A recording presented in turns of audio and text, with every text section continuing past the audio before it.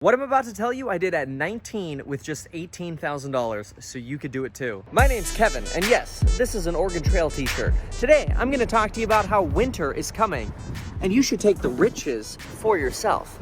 You see, in the wintertime, most people don't think about buying real estate, except the wintertime tends to be the best opportunity for you to buy real estate if you want to be one of those professional negotiators that knows how to make a lot of money and build a lot of wealth for themselves. Let me show you exactly how to do that. And here's a very convenient whiteboard to help me do just that.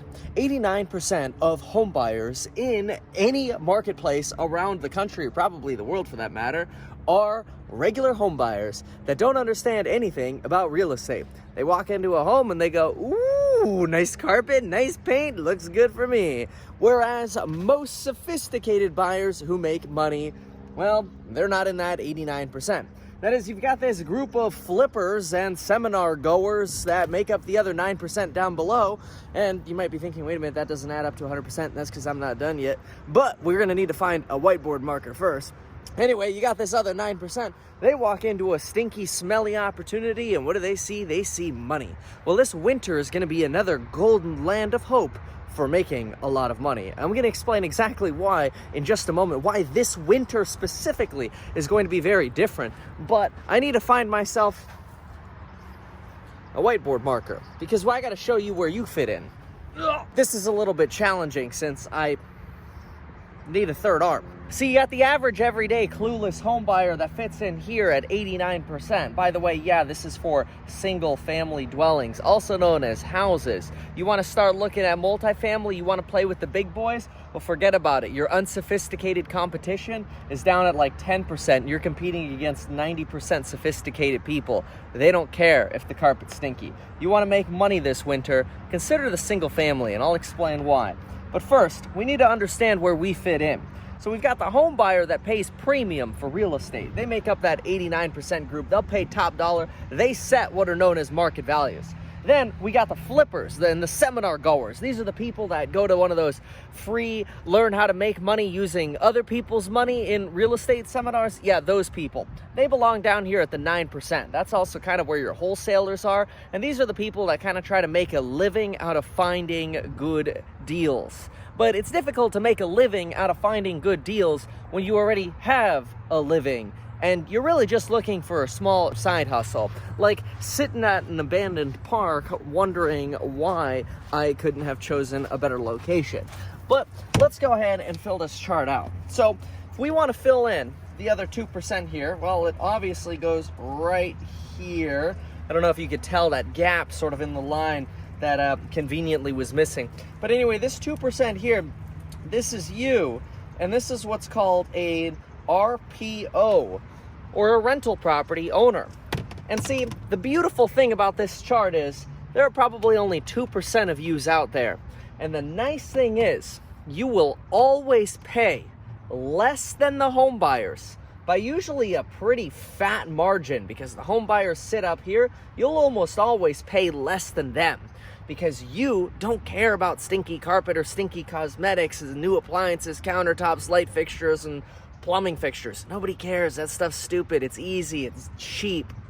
You're going to pay more than the flippers and the wholesalers, though, because you're not trying to resell this property. Realize that these flippers and wholesalers, when they try to go resell a property, they got to build in holding costs, selling costs, short-term financing fees, hard money fees. They got to fit in at least another 10% of costs that they're losing. They're giving away to other people. Well, we'll just go ahead and leave this here for the next sap. But anyway, if you... Sorry, somebody left me a comment and they said I should always put the cap on the marker. There, I did it. But anyway, if you want to make money this winter, here are the steps for you to take advantage of paying more than flippers and those stupid seminar free craps that try to sell you these $40,000 bullshit programs full of crap, bull crap. Yeah, those guys. You're going to pay more money than them, and guess what? Then you've got no competition, because your 89% home buyers, they ain't looking at the real estate you're going to be looking at. No, instead, here's what you're going to do, step by step. Number one, you're going to contact a local real estate agent that sells real estate in your hood. if this is the hood you want to buy in, find a real estate agent that sells crap in that neighborhood. They know where value is. Now you've got a free expert working for you. Second thing you're gonna do is you're gonna get pre-approved, but not just pre-approved. Instead, you're gonna ask your lender to do what's known as a manual pre-underwrite. This is going to put you in the top 1% of the top 2% of buyers, because remember, we're only playing in the field of the top 2%, and I'm afraid of heights, so this is a little bit of a problem. But anyway, I'll just sprawl out over here and act comfortable.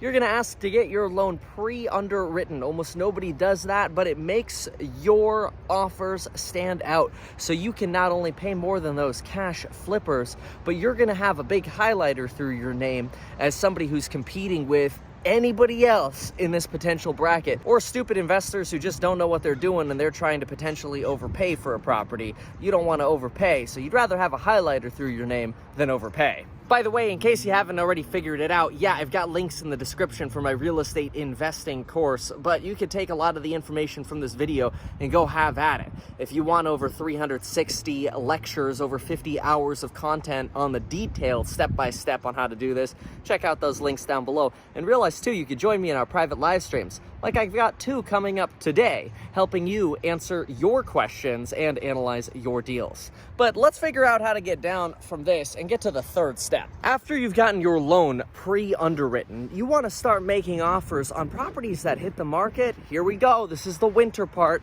Properties that hit the market between Halloween and the end of January. Why? Because people that are putting their properties on the market during that time are usually either dead and the family's selling it, or for some reason they just have to sell. And golly, what is the first step in negotiation? Find somebody that is backed into a corner and needs to sell. It's kind of like when you're arrested and you're in an interrogation room, you got your back against the corner. Then it's just a matter of starting to talk. Now, obviously, there's a lot more to negotiating than just finding somebody who's desperate to sell. You've got to know how to ask the right questions, and then you've got to be able to be prepared to write your offer to align with what the seller is looking for, so you could actually get your deal accepted on a deal that's good. But what kind of deal specifically are you looking for? Well, when you're looking for houses, here's what you're looking for. You're looking for nothing stupid. That is, don't buy a yeah but. If it's next to a freeway, it's got funky additions. If it's next to high tension power lines that are gonna make you glow in the dark at night, you don't buy that shit. You leave that crap for somebody else. I don't care how good the price looks. If it's under the highway, don't be a troll. Don't buy it. Then ideally, I want you to find the kind of property that has newer windows, newer roof, newer plumbing, but it's got the old green shag carpet and all the nasty cosmetics on the inside, that old wood cabinetry, the wallpaper, all that acoustic ceiling and asbestos, all that stuff that's easy to take care of. That's exactly the kind of property you want. Now let's do a numbers example for you. Let's say you find a property that's on the market for $399,000. You call up your agent or the listing agent, you find out they've got a bunch of flippers writing offers at $380,000 on it, but they're paying all cash, and you're like, oh man, how am I going to pay against cash offers? And then you got no other home buyers interested in it because the home buyers are scared of it. It's because it's nasty and it stinks. So it's $399,000 is the listing price, and you got a seller that says, I will not sell for below the listing price.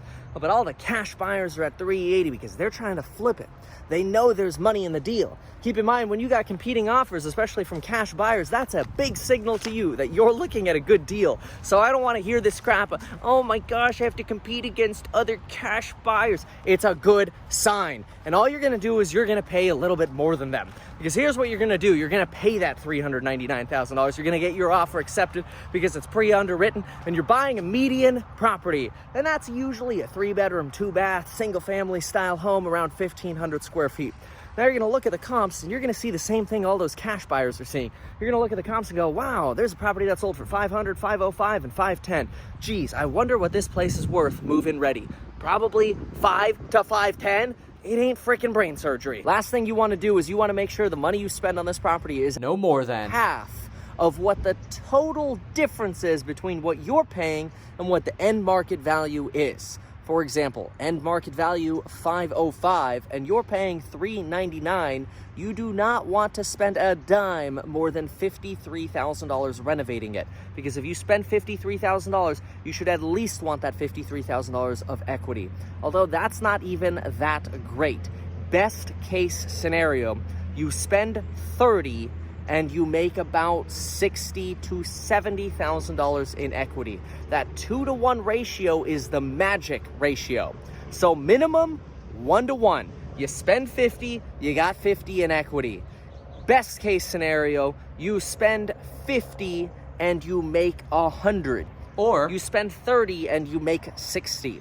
And don't tell me the 2-to-1 ratio is not possible, because myself in Southern California, I bought myself 3 of exactly these properties where I spent 50 and made at least $100,000 3 times in 2019. The year's not even over and I'm already looking for number 4. Well, folks, there you have it. You've met Kevin, and if you want to find yourself a wedge deal, make sure to go shopping this winter, because this winter, I think there are going to be some amazing opportunities. Why? Number 1, a lot of people think there's going to be a recession, which if you don't care because you're planning on buying real estate for the long term, and you're going to buy these wedge deals and you're going to talk to me in 30 years, never paying taxes on your gains, because that's what I talk about on this channel, is how to build wealth without having to pay taxes on it, which makes it so much more valuable. And I teach you how to use that equity in the meantime if you need it or want to keep doing other deals. Well, what are you going to do? You are going to use this in market negativity in your negotiations to your advantage. Because guess what makes sellers nervous? The same thing that makes buyers nervous. So you write offers on bad stock market days or Trump tweet days. Could be a good way to negotiate. The other thing to keep in mind is if you're looking to buy in the winter, take advantage of the fact that people listing properties on the market in the winter need to sell. This opportunity might fade, but I'll tell you one thing that's for sure. I ain't going anywhere. So if you have questions, leave a comment down below. Consider joining the real estate investing course, the agent course, joining me at one of the in-person events next up, San Francisco and Vegas. Follow me on Instagram, and until next time.